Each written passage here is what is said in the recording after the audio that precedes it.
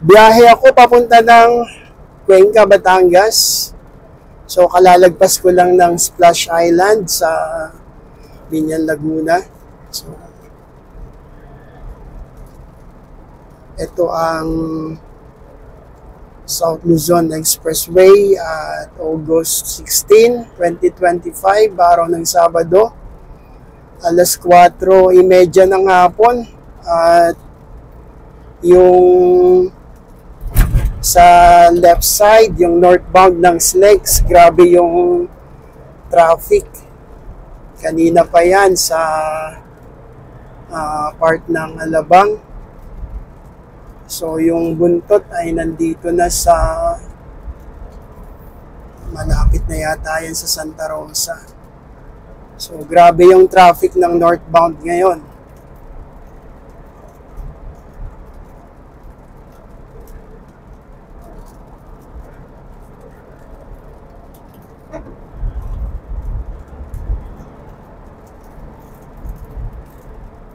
So, nandito na sa Mamplasan pero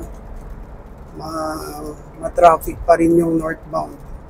Itong southbound naman ay okay pa naman.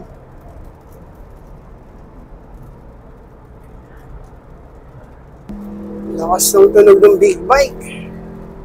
Grabe yung tambucha, lakas ng tunog.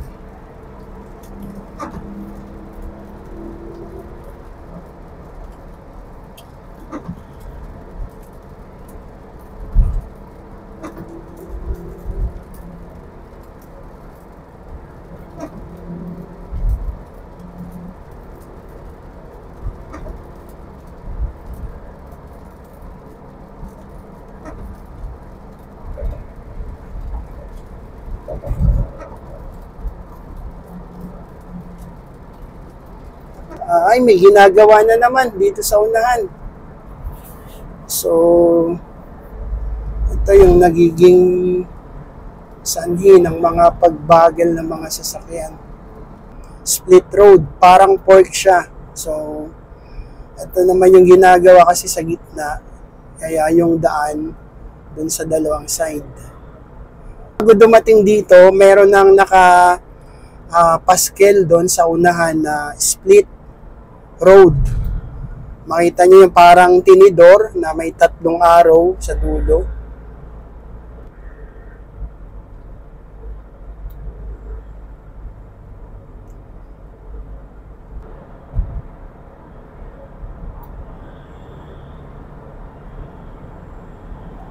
Tanawan exit. So yan, meron diyang papuntang Laurel, Talisay, papuntang Tagaytay. Diyan sa exit na yan.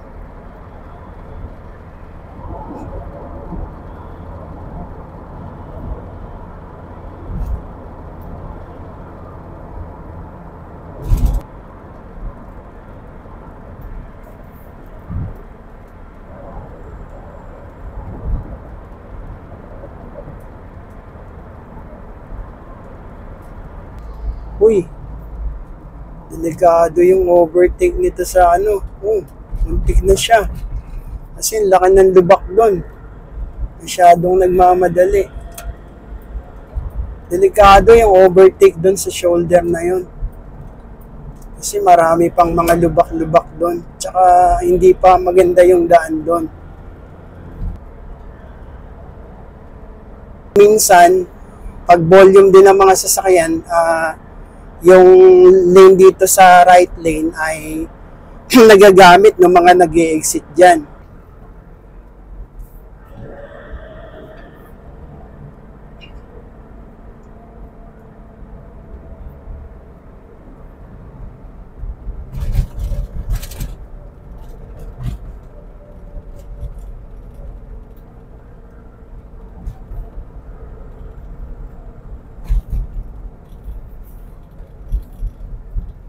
So may mga price dito yung mga dadaan, Entry Plaza, Lipas southbound, Santo Toribio, Balete, ang bayad ay 10 sa Class 1, sa Class 2 ay 21, Class 3 ay 31. Yung galing Malbar naman, 28 sa Class 1, 57 sa Class 2, 85 sa Class 3. Galing Tanawan, Sambat, 43 yung Class 1, 85 yung Class 2, 128 yung Class 3. Tapos yung galing Santo Tomas, 55 yung Class 1, 110 yung Class 2, at 165 yung Class 3. So, hintayin ba nating magbaba yung barrier or daan na tayo? So, bali yung bayad natin ay 160. Galing tayo ng Southwoods, Binyan, Laguna. Exit tayo dito sa Lipa City, southbound, Tambo exit ng Tanawan. Tapos dito sa kaliwa, papunta ng Batangas City, Cuenca, Lemery, Taal, San Jose. So, ayan, nakalagay dyan, Star Tollway ends here.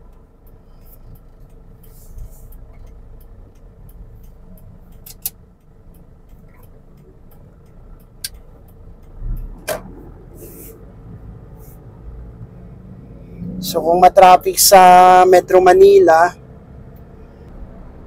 ito yung base ng panghimpapawid dito sa Lipa City.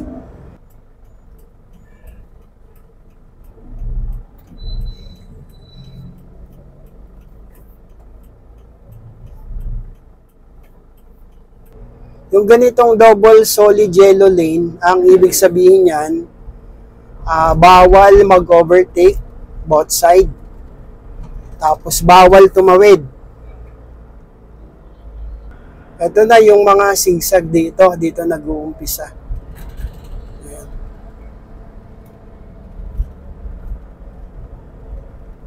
Parang iikutan tong bundok na to sa gilid niya.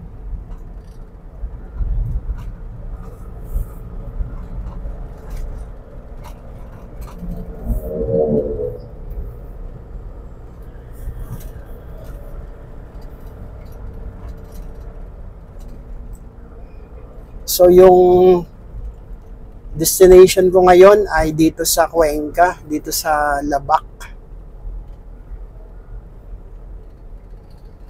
Hindi na ako makakarating dun sa bayan kasi pagdating dito sa Labac ay kakaliwa na ako. So, maraming salamat sa lahat ng mga patuloy na nanonood, sumusubaybay, sumusuporta sa ating channel, ang Pinoy TV. Sa lahat ng mga nagsusubscribe, sa lahat ng mga nag-like, mga nagko-comment, nagsishare, sa lahat ng mga nakakapanood. Sana nakakatulong din yung ibang mga tips na ating binibigay. At sana kapag kayo ay nagta-travel din, naglalakbay sa mga nadaanan natin, napuntahan natin, sana nakabigay ng mga idea, yung mga tips na binibigay natin sa ating mga driving. So dito, ramdam pa rin yung sigsag.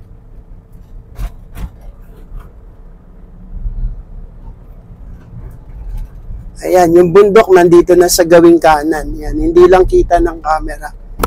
Kasi nakafocus tayo sa unahang daan ng kalsada.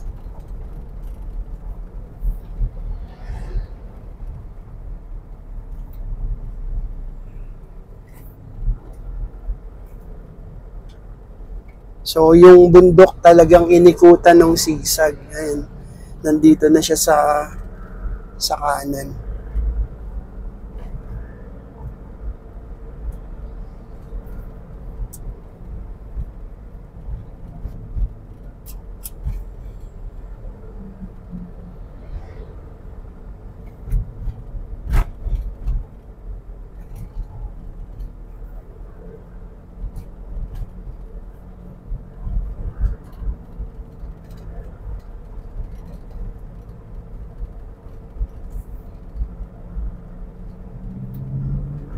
Dito sa gawing kaliwa, may bundok din na maliit.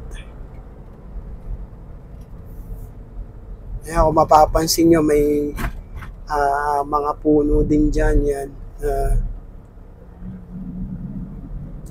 Mataas yung lugar. So, bundok din yan, kaya lang maliit.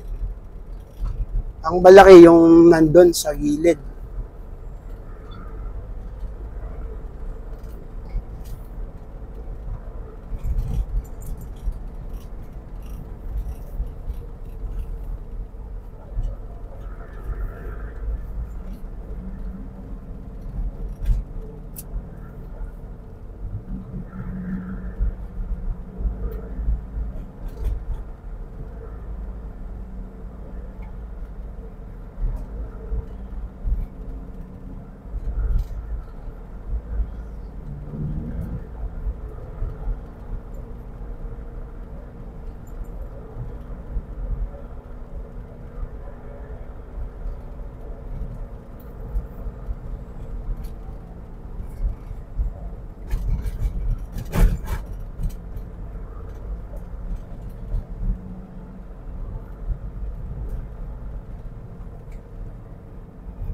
Okay, dito may sigsag pa rin dito sa parte na to.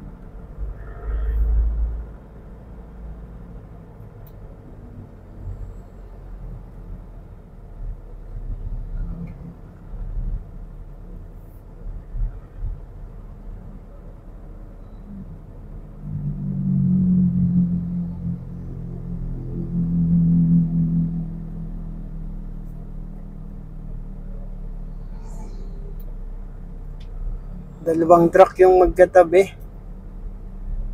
Yung isa gustong mag-overtake.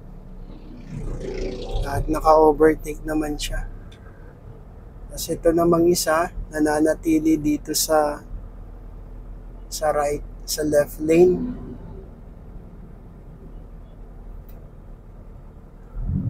Siguro overtake din tayo kasi mabagal siya. Parang nagigibay siya ng mag-overtake. Kaya, ayun, nag-overtake na din tayo. Itong part na to, medyo sigsag talaga dito. Yung mga una, hindi naman masyado. Medyo sharp na yung mga kurbada rito.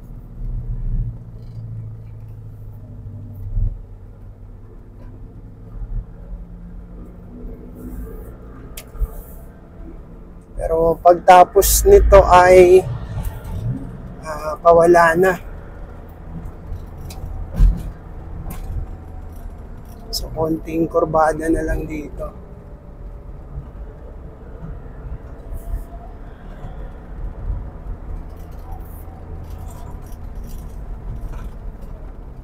Nakaikot na sa gilid ng bundok. At yan. Ayan na yung bundok. Ayan, nakita ng bahagya sa ating camera. Ayan, pagdating dito, halos straight na naman yung mga daan.